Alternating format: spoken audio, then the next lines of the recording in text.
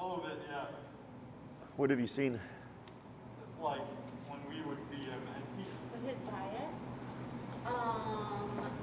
Honestly, we probably haven't been the most consistent. Like he was on Blue Buffalo originally, and then we switched to another brand, and his poop was like always tan and light for like the entire time he ate that. Then we went back to Blue Buffalo, and he's been on that for the past 2 months. But we ran out on like Tuesday and gave him like wet food for a couple of days. Sure. And went back to the kibble, so like we're really fucking with it. Yeah. Sure. So what I suggest, and then Maddie, of course, if you decide to book with her, will help clarify things a bit more. That post she had today or yesterday was hilarious. Yeah, she's got some good shit. Good. Yeah. She's good. Is rotating his proteins and stuff every bag. So I do this with puppies. So most places tell you don't change your puppy's food because of the diarrhea and all that stuff. Yeah. And I tell people to do it Okay. because let's say you keep your dog on one type of puppy food throughout their first year of their life, and then you switch it, their body was never exposed to other types of proteins, so they don't develop the enzymes needed to break down those proteins. Okay. So it's like people who become vegetarian for a while, and then they come back to eating meat, they usually don't feel well because their body has to get those enzymes back. So now if you switch them to something, and like let's say it's just explosive diarrhea right off the bat, chances are he just cannot tolerate that food. That's just like his genetic makeup, you know? It's like my buddy can't eat seafood because his throat swells up and all that stuff. And that's nothing, that's his genetics, right? But you'll know like right off the bat, essentially like, you know, you can give him just even the tiniest bit and all of a sudden it's just like explosive diarrhea. Or I usually give it 2 to 3 days for it to clear up. So it starts off, you know, loose, you know, you notice the diarrhea and then the next day it's a little bit better and the next day a little bit better and then it's fine. But if it stays consistent where it's like, yeah, this guy is not making any progress, then it's potentially like the food protein itself he can't handle. Okay. So Yeah, honestly, he hasn't had like a regular solid brown food Ever? Like ever. consistently? Yeah. Sure. Like we've never seen it. It's And that's always just like a been puppy like, thing too, right? Puppies have a lot. no. Well, he should have normal poops. Really? I think it's something dietary, Yeah. for sure. Yeah, because we had another dog very similar to that. The dog didn't have any solid poops. Like it was always just like runny and diarrhea or whatever. And Maddie put them on like a raw kibble diet or something, and then it cleared up in the dogs. So, dogs aren't meant to eat, you know, processed food. Like we're not meant to eat processed food or whatever either. So like a lot of dogs have issues with like the preservatives and stuff they put in it. Like he's meant to eat, you know, raw, like kill a bird and eat that type of stuff. Obviously, that's a whole nother spiel, right? But Maddie will give you options. Like she'll say, what do you want to do? And if you say we want to do purely raw, she'll tell you what's your budget and then give you your answer. If it's like we want to do mainly kibble with a little bit of raw, she'll give you an answer. So she's the one that knows all that stuff. I know very little when it comes to that. Okay. How's he been with the leash walking and the training so far? Very good. Great. Good? He really Yeah. responds to this thing. Excellent. He knows even if we have it, like he understands what it does and what he does when he's wearing it. He also understands that when we take it off, correct. He's like, oh, party time. Let's Sure. Go. Yep. So for the walking stuff, everything going good outside? Yep. Okay. And then so inside, did I send you videos on the bonker and stuff last time or no? Did we talk about the bonker? About the what? The bonker? The rolled up towel thing? Oh no. Okay. So I'm going to explain it to you real quick. My only concern with the bonker is because it is confrontational, how he's going to respond to it. Okay. So with the e-collar, what makes the e-collar very effective is we can discipline the dog in a very non-confrontational manner, right? Because he doesn't know where it's coming from. But like, let's say he's starting to do something and I want to correct him for it and I don't have the e-collar. Like you said, you remove that. He knows, hey, that cop is gone. I'm going to, not listen. Is technically there still needs to be a consequence. Now the problem with the bonker is it is physical. It's you bonking the dog, but it's confrontational. Right? So then my only concern here is if, for instance, he got out of line and you barked to correct him, is he reciprocates? Okay? So earlier I had a little Bernedoodle weird looking dog and he kept whining and crying, so I had him and I was correcting him myself. And then he started to get mouthy and bite at my hand. He wasn't being aggressive, but the owner was like, yeah, we get that all the time. He bites at us when we try to correct him. And I said, yes, because in their world, respect is earned, it's not given. So if I'm correcting him saying you can't do this, he's biting back saying, don't tell me what to do. Okay. So then it becomes a conversation, right? Now that was a 7-month-old puppy. I didn't perceive any threat from him. I kept pushing him, and eventually I got my way. But it was him biting me back for a little bit, right?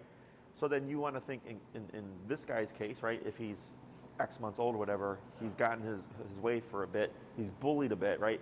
And we do a confrontational correction, that's a potential, okay? So during the Zoom consult, I said if a dog comes after me, I'm more than prepared to defend myself. Yeah, right. Unless it's like a really big dog that I know I can't fight, then I'm like, maybe I need an immediate out. Is there a door nearby?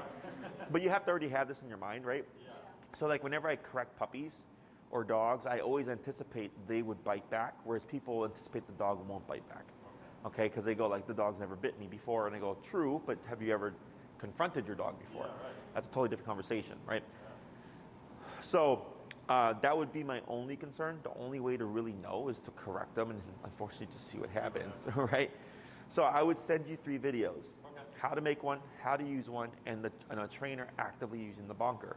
Now when he uses the bonker, he's not doing it gently. Like it's very firm, and it's just a roll of towel. Okay. So it's a firm but soft surface, because you're trying to imitate like a dog bite essentially, right? And obviously a towel whack with the towel is not the same as a dog bite. Yeah. But when we need something to bridge the gap between the e-collar and the human, that's usually what I recommend to people. And you can watch it and then kind of just determine how you want to go about it, okay? The other thing you can do is just keep with this, right? But more often than not, dogs do get collar smart. That's the only drawback to this. And it's if you have to remove it in the home at some point, if he thinks you remove it and I can be a spaz and that never gets corrected, he's going to keep doing that, okay? Now, if he spazzes for 5 minutes and chills out and he's fine, for the rest of the day, then cool. Like, then it's a good trade-off. But if he spazzes out and then starts going into the bullying behavior that we're trying to address, that's where it's like, okay, because that's where it starts. Yeah. It starts with the moment he knows there's no more threat of consequence. So then we have to bring consequence in immediately and go like, hey, we don't need the collar to give you consequence. We have other means of doing that. And then we get a shift with that. Okay? Questions? No. The roll up towel, you just sort of like club it over the head, or you give it a rat tail. But I rat tail him all the time. We're like, Oh, like a... Yeah, but like when he I likes get to the towel, just he's steal like, our oh, dish shit. towels from the oven. Yeah. Sure. So now what you may have to correct there is, yes, you're actually like firmly, and in the video you'll see the trainer, like he whacks this puppy, okay? And then people are like, oh my God. And I go, you have to understand, dogs bite each other, right? So if the rat tail thing has become a game for him, you're probably gonna have to undo that now, right? What he'll do, it's like unrelated to the rat tail, but like we leave the towel on like the oven bar, he'll just like grab it and he'll like run around. But then I'll grab a different one and he knows what I'm talking about. And I'll get him and then he's like, all right, sorry, my bad. Sure. So I see what you're saying. Yeah. He grabs either towels or socks and he's like, hey guys. But it's funny, he'll grab the socks and we won't like rip them apart, but he's like, hey, look what I'm doing, I'm being bad. Sure. And that's because it's getting him attention. Yeah, exactly. Yeah.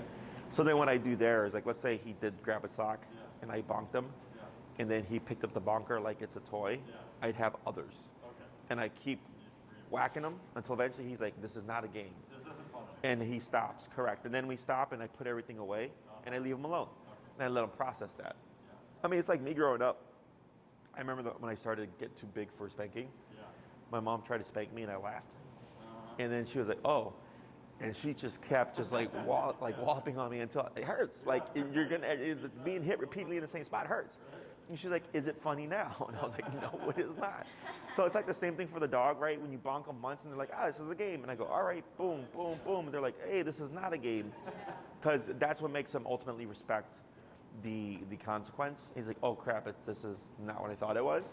And then you want to see some kind of like, oh, I screwed up response, right? Some people say it looks like fear, some people say it looks like caution, some people say the dog looks sad, and I go, yes, because that's the deterrent.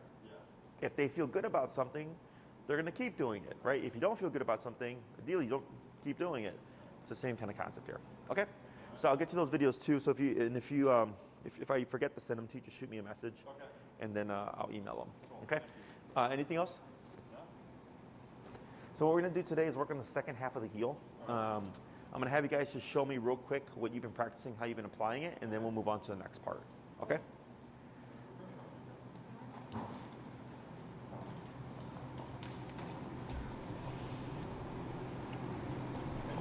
And what's his number at now? 25. Okay.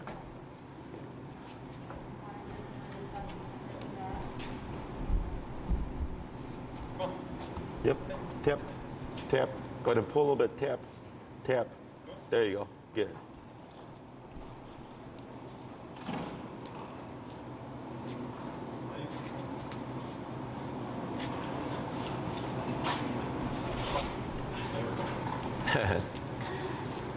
Relax, man. There you go. Let's go.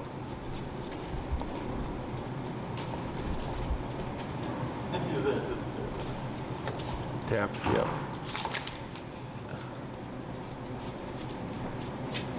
Has he done that a lot with you today? Okay. It's okay. Just keep moving.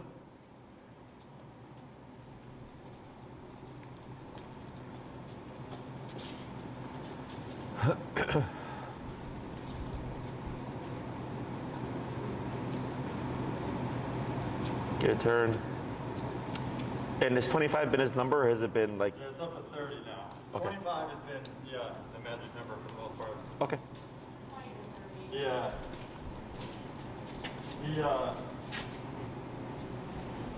We ran into our neighbor who's got a Doberman that he gets along with. Little Doberman puppies the same age. And he got all jammed up. He's like, hey, Pablo. Huh. What direction are you walking? Why are you doing this now?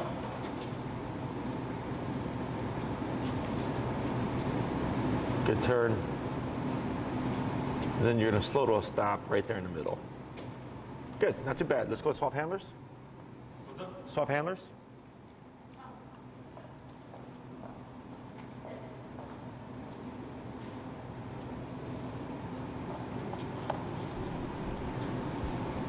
Good.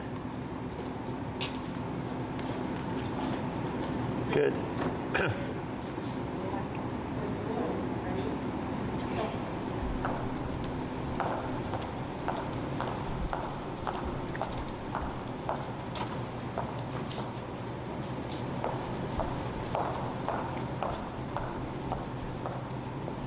Good.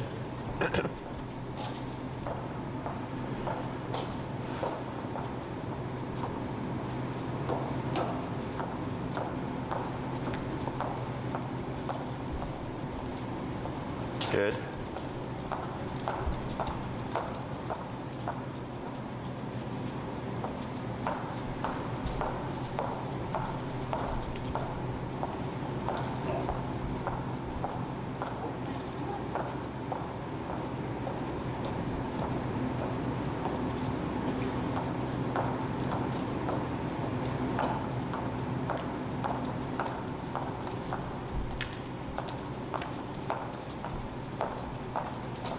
Good.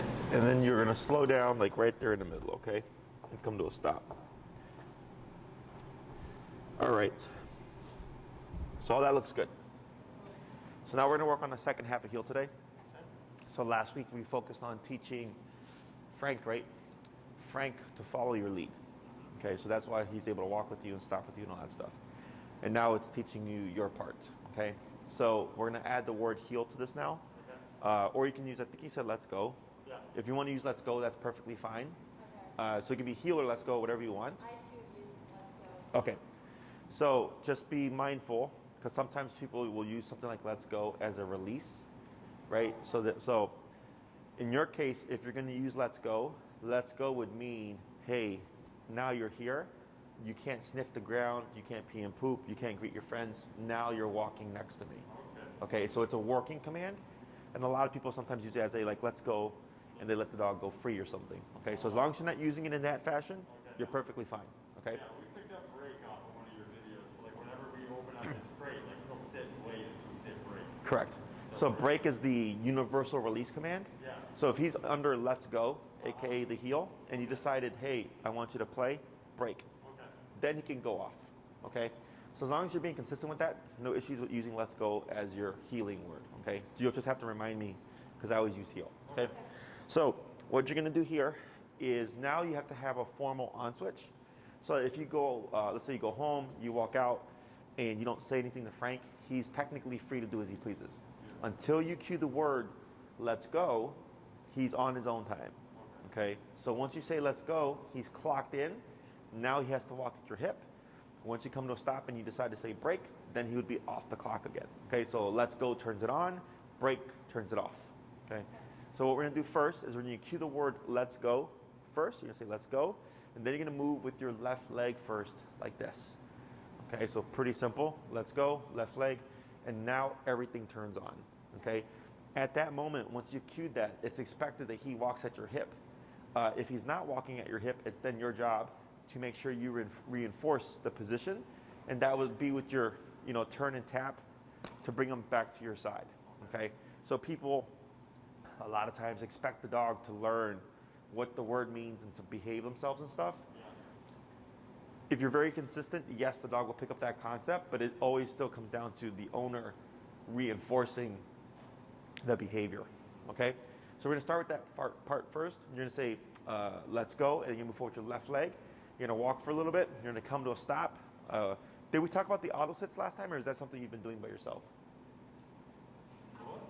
Auto sits. So with the heel command, when you come to a stop, the dog is supposed to automatically sit. Oh, okay. So I don't remember if I taught you that, or is that something you were just doing? No, yeah, We always stop pretty good on that. at the end of the block for the streets. Uh-huh. Find over next to him, he knows to sit down. Okay, so what we're gonna do is we're gonna potentially tweak things a little bit. Okay. So it's let's go, left leg, you're walking. You're gonna slow down to a stop. If Frank doesn't sit down, you're not gonna say sit. Okay. Instead, you're gonna pull straight up on your prong collar with your leash and tap to put him in the sitting position, okay? The reason why we don't say sit is because then that would be a new command, Yeah. okay? So then if I said, so if I go, let's go, I walk with Frank, I stop, and he automatically sits. This is still let's go. Okay. If I come to a stop and I say sit, he's now in a sit command, he's no longer in a heel command, okay?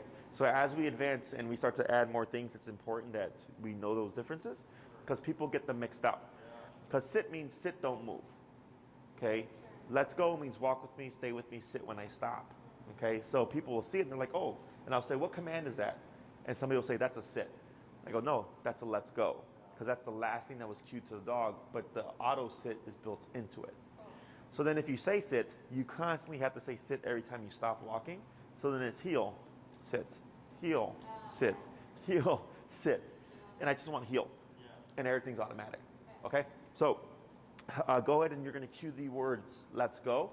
You'll walk down for a bit, come to a stop, reinforce the auto sit if needed. And then wait a moment, cue the let's go, and then repeat. Good.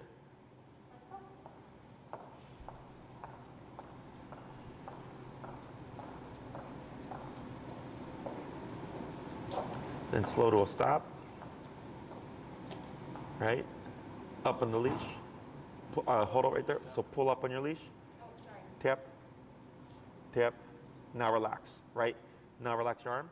Good. So that is an auto sit. You didn't cue any verbal word. You simply pulled up and tapped until he gave you the sitting position. Okay. You're going to say, let's go again, forward left leg, walk around, come to a stop, and then repeat that process. Let's go. Turn, tap, because he got ahead of you.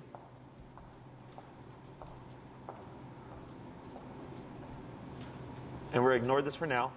If he starts to cross you like that, because we're going to cover something today that's going to fix that problem.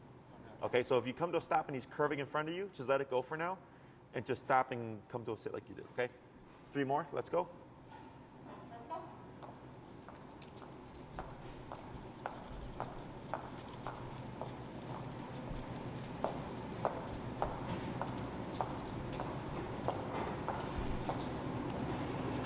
That's okay.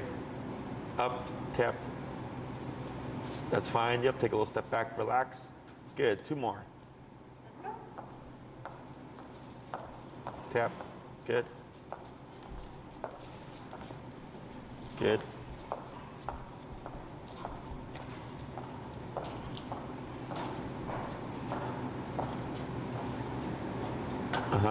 That's fine, that's okay. And here we do nothing because he sat down by himself. So if he puts that butt down, no need to tap, no need to pull up. Okay, 1 more.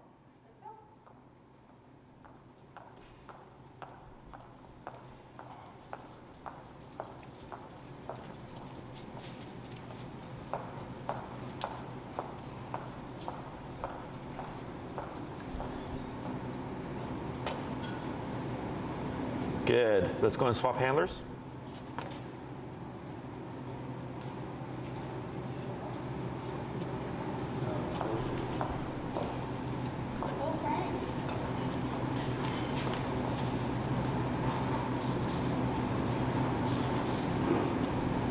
Same process, you're going to cue the word let's go, and then move forward your left leg first.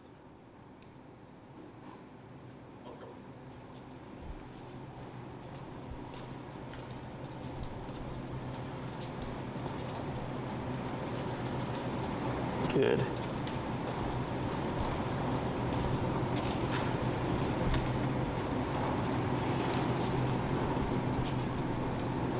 And come to a stop, yep. Tap. Tap. Good. And when you pull up on that prong, you want to keep that pressure up.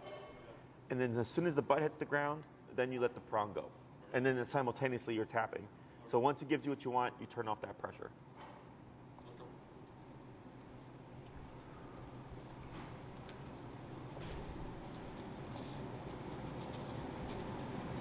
Good.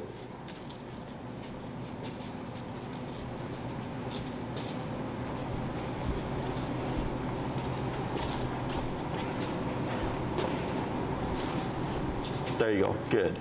You can do 3 more. Let's go. Let's go.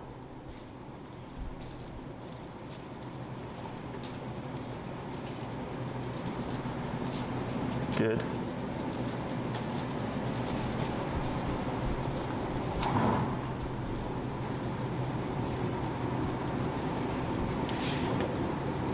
Good. Good. 2 more. Let's go.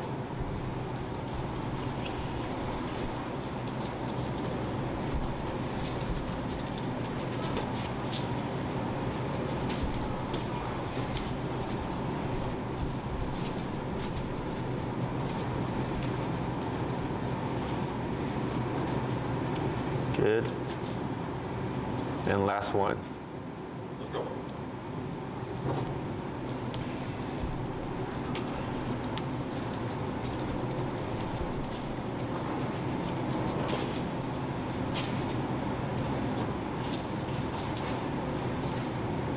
Perfect. Okay.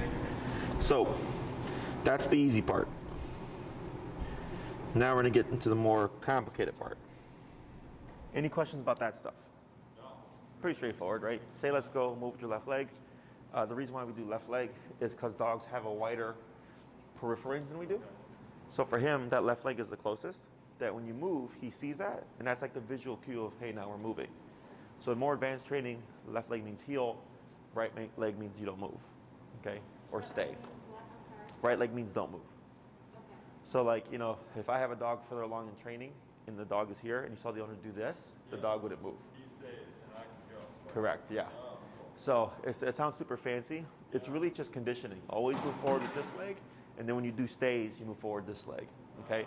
And it's the leg away from the dog. So like technically if he was on your right, you then wouldn't move this leg, you'd move this leg, okay? So now we're gonna go into the turns. So the abrupt turn that you did last week, right? When he would pass you, which is do this, is always in effect when you need to correct him, okay?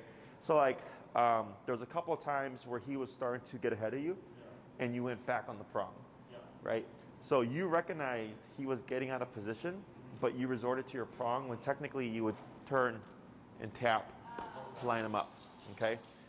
There was also on a stop, he was gonna keep going, but you went back on the prong to help him put the brakes in there. Your intention was to stop, but if he keeps going, I actually turn and tap, okay? And this is super common, especially like when people come to stoplights, because you're logical, right? You're like, oh, red light, I'm gonna come to a stop.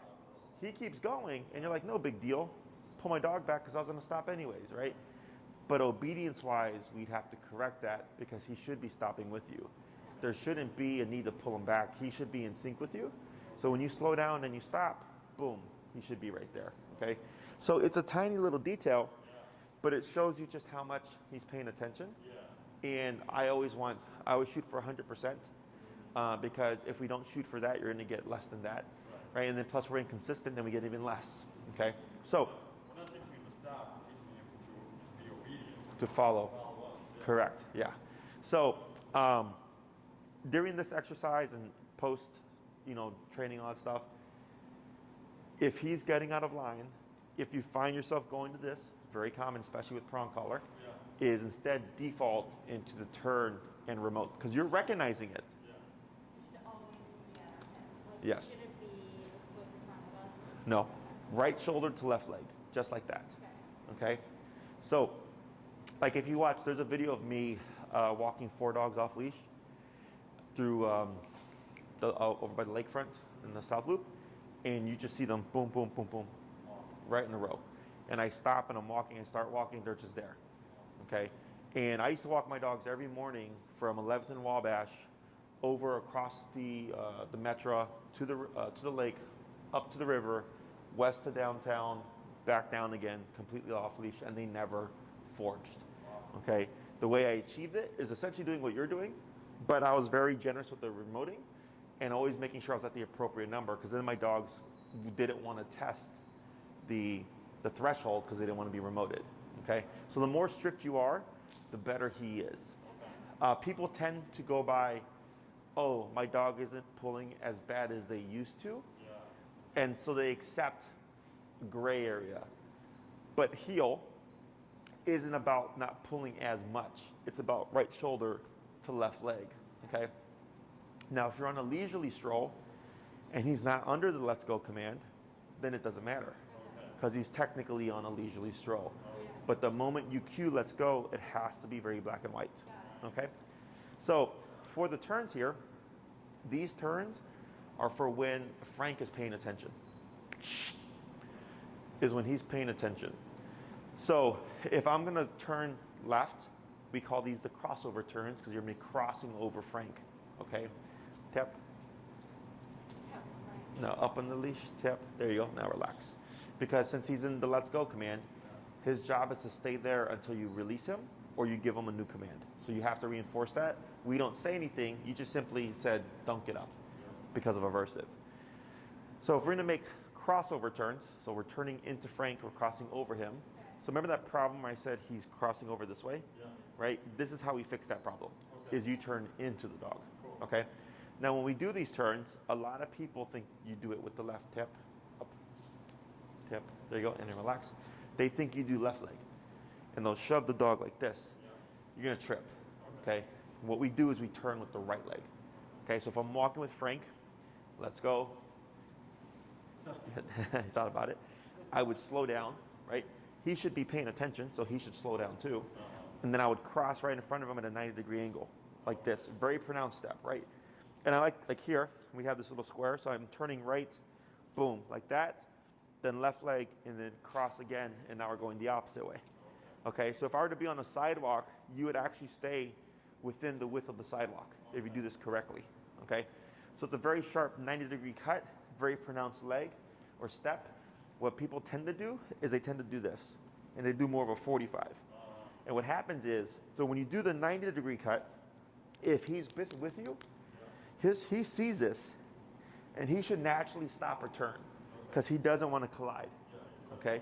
Exactly. If you do a 45-degree angle, what happens is the dog keeps going because there's nothing getting in the way, and then you're doing this, and next thing you know, you're pushing your dog out, okay? So it's a very sharp, we slow down, and then right, left, right, and I'm turning into him, okay?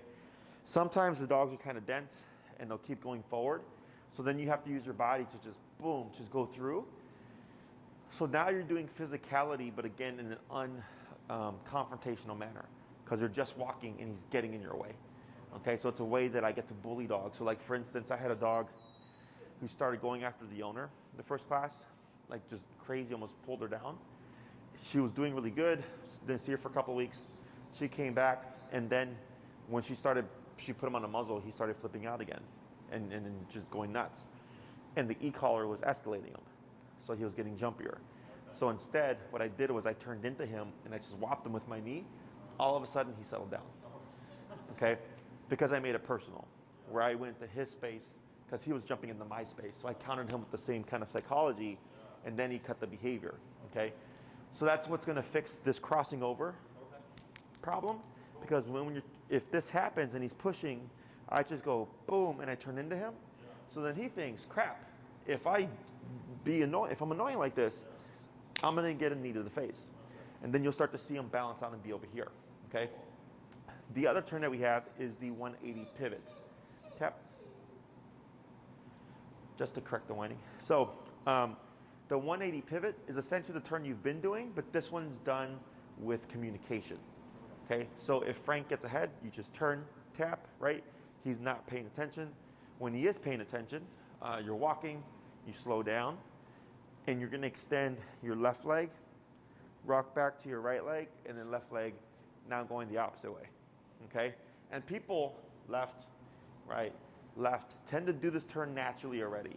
Like I was watching you do it naturally, and I think you're doing it naturally as well. But as soon as I tell them to do it in a specific fashion, they tend to screw up, okay?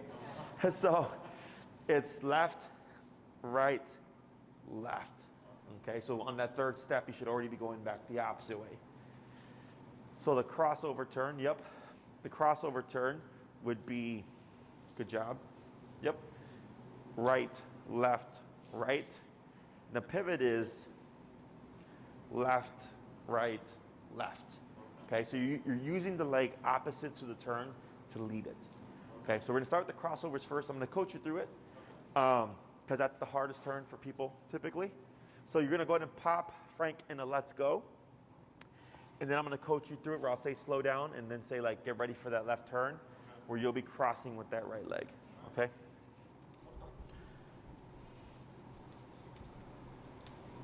And go ahead and slow down.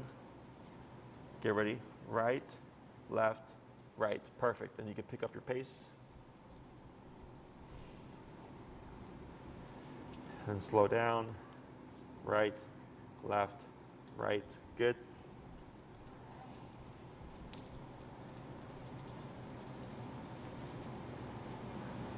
Left, right, good, couple more.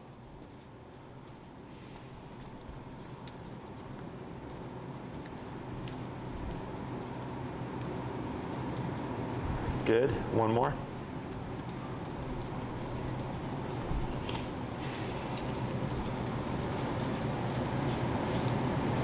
Good, and then you're gonna come to a stop.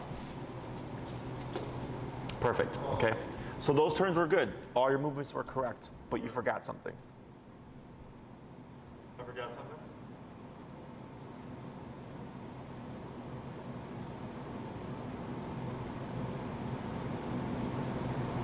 What do you do before you stop?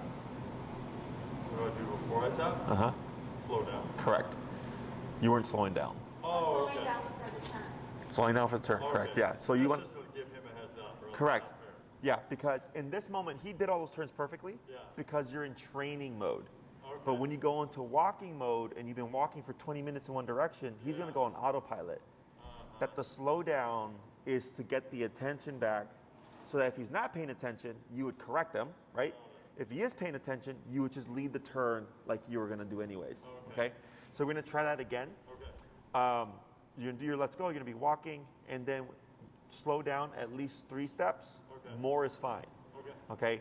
If you slow down and he keeps going, just pivot off and correct them and then try again, okay? Let's go.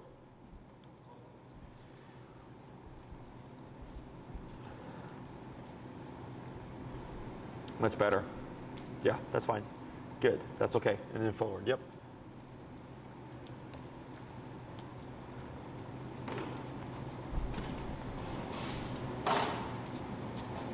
Right, good job. Perfect. 3 more.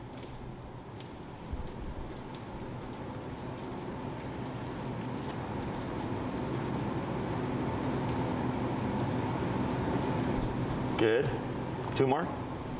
And try like a fast pace to like a drastically slow pace.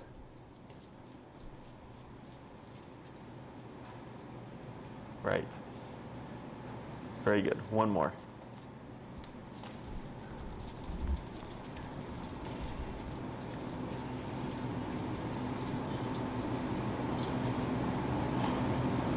Very good. That's fine. There you go. And then slow to a stop. Good. Okay. So when you're on your walks, this is the most common thing that people forget, is they forget to slow down. So then they'll come back complaining that the dog isn't turning like they're supposed to. And the first thing I think is you're not slowing down. The second thing is if the dog's already not paying attention, they're too low, right? Because if you're at the appropriate number, he should be right here, which makes everything easier. Like, can we correct if he is moving forward in front of us with a slower pace, or do we always want to? Technically, you always have to turn because you need something to attach to. Yeah. Now, it might happen where it's like we have no space to turn because there's people behind us. You can correct to slow him down, and just you'll most likely have to go higher to kind of prove the point. But I always turn if I can. Okay, because you're saying not that way, this way, and eventually he's like, oh crap, I need to pay attention to you and not pass you, otherwise you end up going the other way. Okay. Now we're going to do the pivots. We're going to do the left, right, left. So this is going to your immediate right. Yeah, and then the same rule applies. When you're going to come to that turn, you're going to slow down first, and then do the left, right, left motion.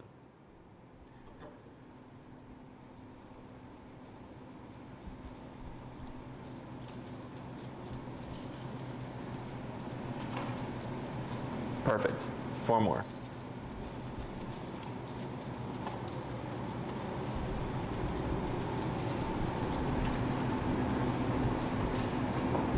Perfect. 3 more.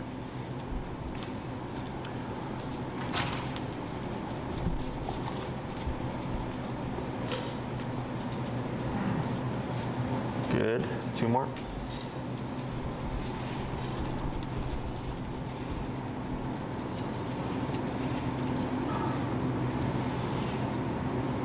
Good, and last one.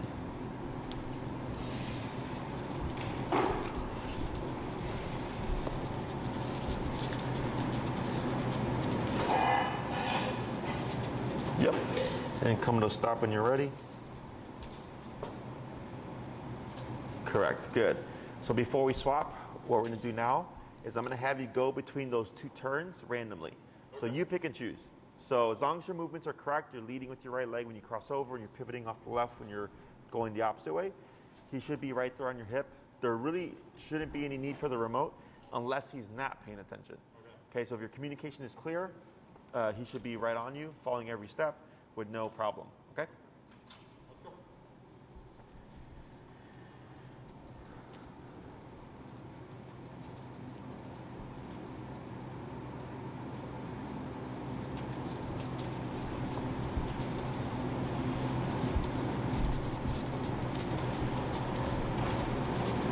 Good.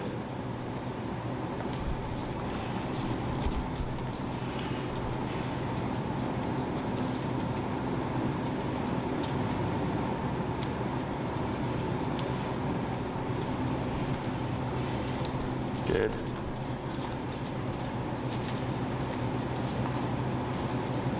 Good. Couple more.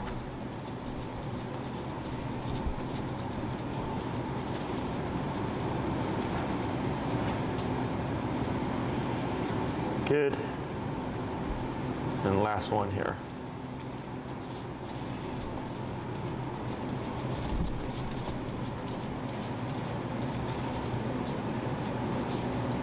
Good. And you come to a stop when you're ready. Right. And you see right there, because he's done it a couple of times when you stopped, Yeah. and he does this. Yeah. Do you know why he does that? Probably because we're like pulling it back. No, there you were fine actually. Oh. No. What it is? The tapper? No. You're stopping abruptly. Oh, okay. So he's going like Oh. back. Okay? He's like a boat. You can't slam on Exactly. So that slowdown. So your slowdown for the turns were good, the boat. Okay. but you forgot to slow down for the stop. Okay. So just being aware of that, because in the real world, when you're on an actual walk, Yeah. you're not going to be doing these turns, right? You're going to be doing the turns as they come up.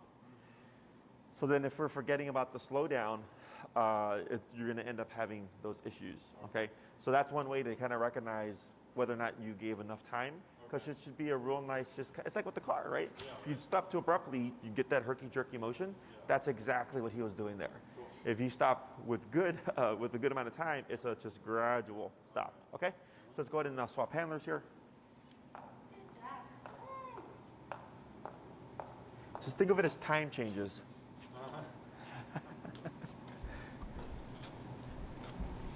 Good. And then up on your leash, tap. Very good. So even though we swapped handlers, he was still technically under a let's go command, right? So then just as a FYI for you, let's say you're working outside with him and you're switching off and he's at your side in a sitting position because of let's go. Yeah. When you swap, you want to keep him in that position unless you cued break and then did the pass off during break, it wouldn't matter, okay? So they're little things like that because they create inconsistencies and then the dog will get confused because like most people tend to excuse, oh, it's just me saying hi to the dog. It's okay if they jump, but then for everybody else, the dog can't jump and it becomes confusing, okay? So something like that, real tiny, but being consistent helps him out a lot, okay? So I'm gonna have you start first with those crossovers. So that's gonna be the right, left, right. So right, left, right, going across Frank here. Whenever you're ready.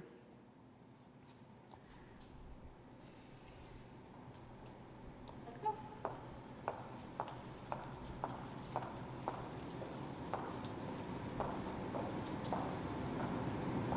Good turn. Good. 4 more.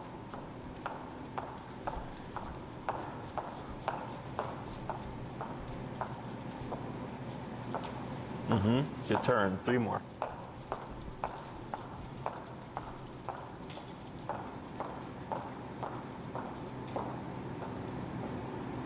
Excellent. Perfect. 2 more.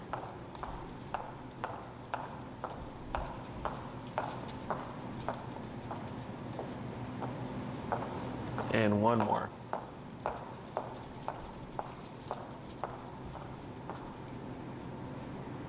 Then come to a stop when you're ready.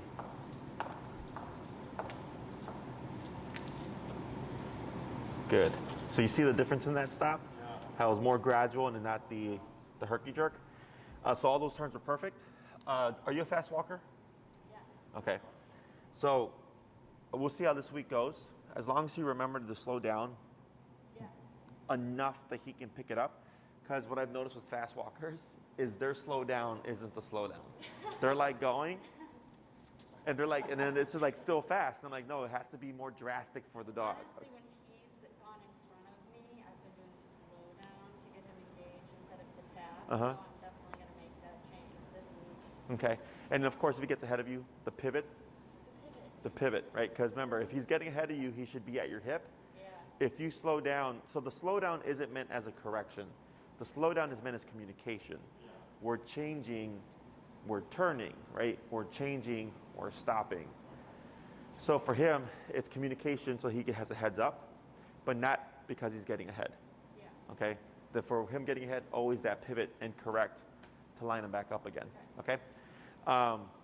So during this week, we'll find out next time I see you, it's like, yeah, Jesse, I'm having a hard time with him stopping with me. With my fast walkers, it's because them slowing down isn't enough for the dog. So then what I'll tell them to do is already walk slower when they're with their dog, because then you're already stuck here. Because you're already intentionally walking slower, which makes it easier to go even slower to stop with the dog. Because it happens all the time with the fast walkers where they're like, yeah, the dog keeps going. And I see them just kind of shooting back and forth, you know, like walking really fast. I'm like, oh, that's why. So then I'll just make them walk slower at the get-go, only when you're with him, to make it easier, okay? Now, if you have really good awareness and you can walk fast and slow down considerably so he can catch it, then it doesn't matter, okay? So now what we're gonna do is we're gonna go into those pivots. That's gonna be the left, right, left to the immediate right.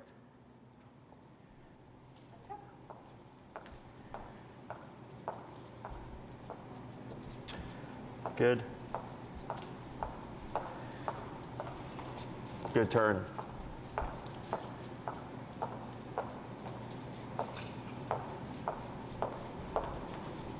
Okay. Better. That was good.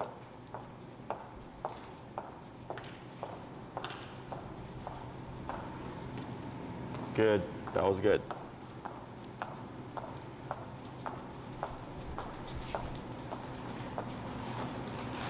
Excellent, just a couple more.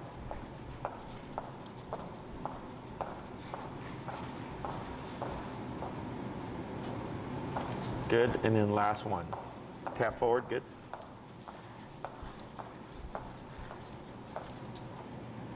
Good, and then slow to a stop when you're ready. Very good, very good. So now, you're gonna do the going between those turns interchangeably from the crossovers to the pivots. Same rule applies as long as your communication is good. There shouldn't be need for anything, okay?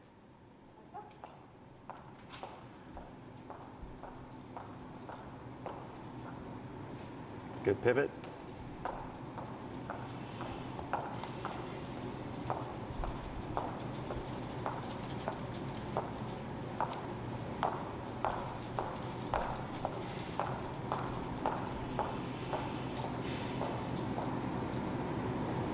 Good crossover.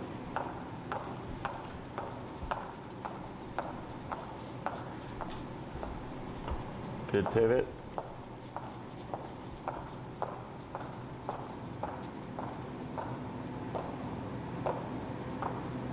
Good, just a few more.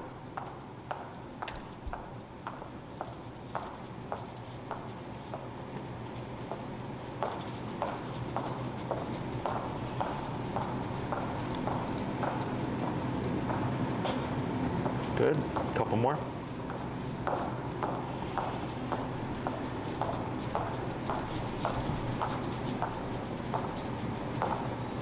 Very good, and last one.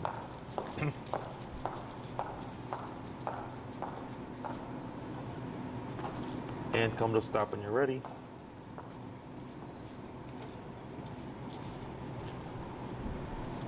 Excellent, okay? So that's heel, okay? Or let's go. That's everything we covered last week and everything we covered today. That's the package of the command, okay? So let's go turns everything on. His job, pay attention to you. Your job, make sure he's paying attention, make sure your communication is correct, okay? So people put too much on the dog. They're expecting the dog to just learn what let's go means and to just do it and be compliant, but you have to reinforce that, okay? So if he starts getting ahead of me for whatever reason, maybe I'm walking to a dog park or something and he's too excited, it's my job to be at the appropriate number to correct him so that he just glues to me and I don't have to keep correcting him, okay? So when, like, the couple of times that I made a swift pivot, it was when I felt he was getting ahead of me. You're talking about earlier? Yeah, should I always be slowing down still, even if he's ahead of me, to indicate the pivot? No, the slowing down only happens when he's paying attention. Okay. So if you've already lost his attention, Yeah. you just pivot. Okay. So all those pivots were correct. Okay. So you did like 2 or 3 in a row because he kept overshooting. Yeah. Okay. So you were technically correct. He kept overshooting, you just turned, and then eventually it looked like what I saw, you recognizing he was with you, and you actually slowed down and then you pivoted. That was correct. Okay. So sometimes it looks like that, where it's like turn, turn, turn, and then finally the dog just boom is here. Then communication comes in because now you have his attention. Okay. We don't use sound here, right? I don't say like slow or turn left or right or whatever. It's all through body language. Okay. The more you say, the less it means. So I like to say the word once and then just make the dog listen, because that's why I don't have to repeat anything. Because the dog goes, if Jesse says down, it's do it, and you avoid the correction. But if I break out of it, automatic correction. People put too much on sound, but dogs don't use sound to control each other. They use physicality. So the more you use this to like be clear with things, the less you use it over time. Okay? What I suggest in the beginning, because this isn't like, people don't walk like this normally, right? But you have to, for his sake, is at the beginning of your walks, you let him have his potty break first. You start with 5 heels to stops, 5 heels to crossover turns, 5 heels to pivots, kind of like what you did here, okay? And once you get done with that, then start your walk. It's like a warm-up, okay? Because the hard part is going to be you're walking, I'm going to turn left at this red light. Now you have to time your movements and slowing down and then crossing with your right leg in a realistic setting, okay? We usually give him like 2 blocks to start our walk.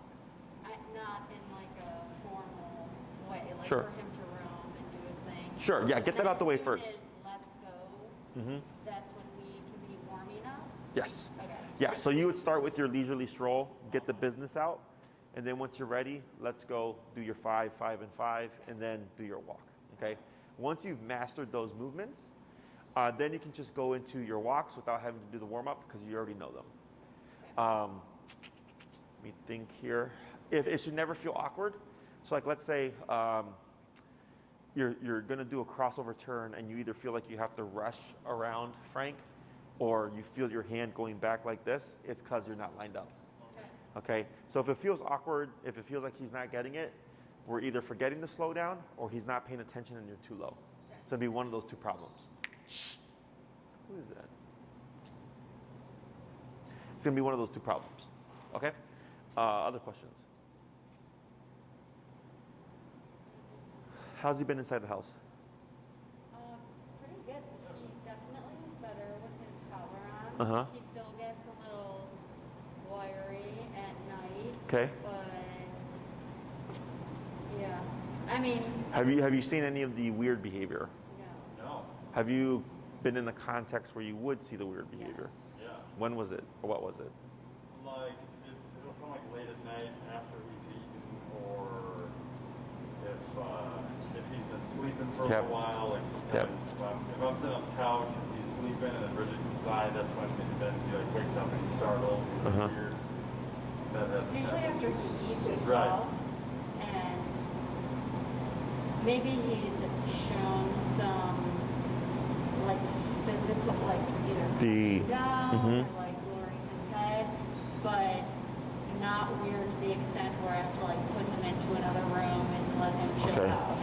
What we're gonna do this week is when you're gonna feed him, have him collared up about half an hour prior. Okay. We've been leaving this on him Yeah, he's on pretty much all day almost until he goes to sleep. until bedtime. Okay, are you rotating every 2 hours? No. No. So go ahead and start rotating every 2 hours, Okay. because then he'll develop pressure sores. And it's not from the stem, it's from 2 probes poking in his neck for a period of time. If you feel like you're gonna be having it on him for a period of time for like, let's say the next couple of months, there is a special adapter you can pick up. It's like $33. It's meant for extended wear. The only problem with it is that it does muffle the power a little bit, but you should be fine. What was this thing? You just have to turn the number up higher? Yeah, because what happens is like with this, like you lose like a third of the power. So like 60 would be 40. Okay. Does that make sense? Sure. So, but from what, if you've already kind of noticed some change there, where it's like, yeah, we've had those moments in that it's where he would typically trigger and he hasn't, then that means we're going in the right direction because that's what I was hoping would happen. Okay. Yeah. But what I think we'll probably have to do is that after you fed him and you see that weird behavior, just be out of the context. Okay. Right? So like, let's say if he eats in the kitchen and I'm in the living room and I see him eat and he's like 20 feet away and he's kind of in that weird posture, have that remote already ready at your typical number and give a tap and see what happens. Okay. So if you tap him, he can either just like wake up and then he'll just be like, and then do something else. Yep. Or you might see him kind of like look confused and maybe lay down and just ignore him. Okay. You're disrupting the pattern because he eats, he goes into this kind of weirdness. And the moment you recognize it, immediately tap. Don't let it sit there for a minute before tapping. Because, so in order for him to learn to self-regulate, you have to be immediate. Because if he goes a minute without being addressed, his brain will keep practicing that minute. So, but if you address it a second or 2 seconds in, his brain won't continue. It'll start to just immediately kind of back off because it's anticipating an immediate hit. Okay? And then see what happens. So then maybe you try that. What I would expect to see is you feed him and then one day he just walks away from it, no problem, no weirdness. Okay, and then we just keep up that process until eventually we just kind of peck it out of him. And then we don't get him going into that mental state. Okay, so like when I get dogs that are aggressive, you can also correct the thought of aggression. And you can tell when they're thinking about it because they'll like literally do something like this because they're anticipating the hit and then they'll like do something else. Okay, but yeah, that's what I was hoping would happen. Is that just the discipline itself would just settle him down, he wouldn't be so edgy and help just kind of resolve that problem. Always be just aware, okay, because it's easy to get complacent. And if you ever notice anything, just like make a note of it. Or if you have the ability of like, let's say he's on the couch and maybe he's looking kind of weird on the couch, instead of trying to put yourself in that situation, you can still stay out of it and address him without causing any kind of tension and just snapping the brain out of that mental state. Okay? And I do this with no words. Cool. I don't say stop, I don't say no or anything like that, just use the remote. Because if you say no, he's gonna wait for you to say no before he stops. Like, so when he's in the house and he grabs like one of our socks Mhm. or a dish towel, should we tap it once? Just remote, yeah. And that's it? And that's something you can tap as much as you need to, Okay. because he's not in a tense state. The other one, I'm saying give a singular tap, since he's in a tense state, to see what happens, and then you would keep applying or increasing the power as needed. Tap, yep. But because I don't want to escalate tension, I just want to snap him out of it. With the other one, when he's got an object, what can happen sometimes if you remote them, they'll start to chew, or like, especially if it's food, they'll try to ingest it faster. So then I'll just ramp it up real fast and then make the dog spit it out through too much pressure. But I think you'll be fine with just the gradual and settling him down. And ultimately, what he should learn is, I don't pick up socks, I don't pick up rags. Those are off limits because there's an automatic correction. Okay? Anything else? No. Great. So let's keep an eye on that tension stuff, because that kind of dictates how we move forward. Okay. It's pretty simple stuff. You know, like right now, it's like, yeah, if you have him collared up, feed him, be outside of the problem, watch his demeanor. If it looks weird, immediately just disrupt it. It's very simple, right? Because it's just don't think that or don't get tense or whatever. Main thing too, of course, is to remember not to initiate the problem and then try to do the remote. Because I think we talked about that, like in the consult, where people think, oh, my dog resource guard, so I'm going to piss them off, and now I'm going to correct you, and you've already created tension. Okay, when we can avoid the tension and still teach the same concept, and then nobody gets hurt. Okay, anything else? No. 2 weeks and he hasn't snapped at me. Yeah, so right. Feeling good about that. Oh, good. It's like I know what I'm doing. Yeah, I know, right? And I can Venmo you. Would you mind if I got you in some installments? Like, I'll Yeah, send you that's half fine. Just today know what you gotta do. That'd be Yeah. great. Awesome, man. Yeah, just you can say like half or whatever and do the math. So then I'm terrible at math. Yeah, right. I'll just let you know. Yeah, but yeah, it's not a problem at all. Cool. Okay. Thanks. Anything else? That's it. Cool. So this is about what I expected. All right. If anything pops up that's concerning, just shoot me a text or whatever, and we'll address.